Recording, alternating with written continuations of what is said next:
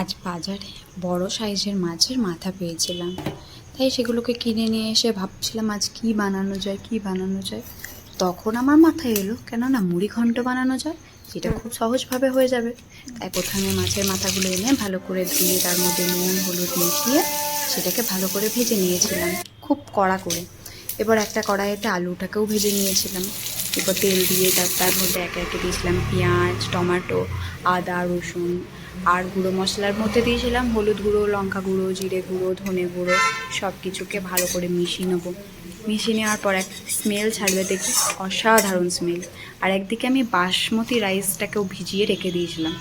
এরপর একে একে আমি তার মধ্যে দিয়ে দিলাম, মশলার মধ্যে দিয়ে দিয়েছিলাম আলু আর বাসমতি রাইস, সঙ্গে ভেঙে রাখা মাছের মাথা।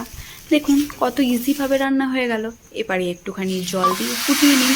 ভাতটা যখন হয়ে যাবে নুন মিষ্টি চেক করে নামিয়ে নিন। গরম গরম সার্ভ করুন, দেখবেন অসাধারণ লাগবে খেতে। একবার বানালে না সবাই বাড়ির বলবে যে আর একবার বানাতে। একবার ট্রাই করে অবশ্যই দেখবেন।